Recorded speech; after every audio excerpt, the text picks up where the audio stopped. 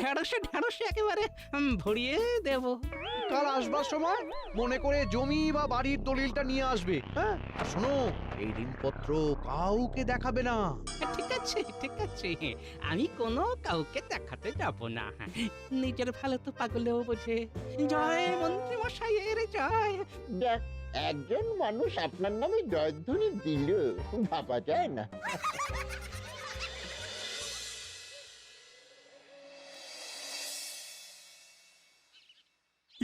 এটা কি গোপাল? আপনার দেওয়া ঋণপত্র মহারাজ। লেখা আছে 55 কিন্তু বলছে 50। মানেটা বুঝলেন? খুব সোজা, প্রতি মানুষে 5 মোহর করে আয়। হায়, এটা কি ভাবা যায়? এখন আমাদের কি করতে হবে? এখনই ওখানে যেতে হবে আর এই ব্যাপারটার হেস্তনেস্ত করতে হবে। চলো চলো চলো।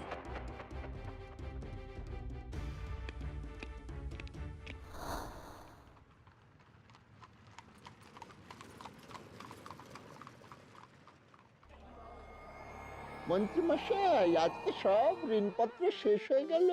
400 ঋণপত্র এনেছিলাম। 400 গুণ 5 কত ঘটা? 2000 মানে 2 সহস্র। কি বুঝলি? ভাগ্যিস তোদের গিন্নিমা বাপের বাড়ি গেছে, নাহলে কানের কাছে জ্ঞান জ্ঞান করে কানের পোকা নাড়িয়ে দিত একেবারে। ওই দেখুন। এটা কি মন্ত্রী?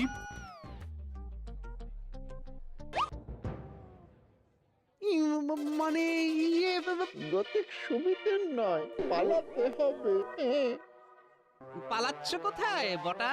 সেনাপতি, পালাতে না পারে যেন ঘটা। তার মানে গোপাল ছদ্মবেশে ছিল। হায় রে, হায় হায় হায় হায় হায়। কি মন্ত্রী মশাই বলছেন 50 অথচ লেখা আছে 55? ব্যাপারটা কি? না, মানে খুব ভুল হয়ে গেছে। গরিব নিরক্ষর মানুষগুলোকে ঠকাতে খুব ভালো লাগে, তাই না? গরিবের পয়সা মেরে নিজে নববর্ষের হাল খাতা বানাতে চেয়েছিলে শয়তান। আর হবে না। চুপ!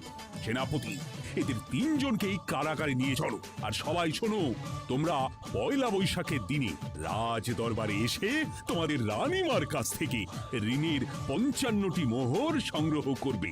মহারাজের জয় হোক। গোপাল, আর আমি ভুল করব না। রানীমার সাথে তুমিও এই ঋণ দানে থাকবে। যথা আজ্ঞা মহারাজ। আরেকটা কথা মহারাজ, নিরক্ষরতা অশিক্ষা মানুষকে ক্রমাগত দরিদ্র করে। তাই আমাদের দেশ থেকে নিরক্ষরতা দূর করতে হবে মহারাজ। সবাইকে শিক্ষিত করবার একটা চেষ্টা করতে হবে।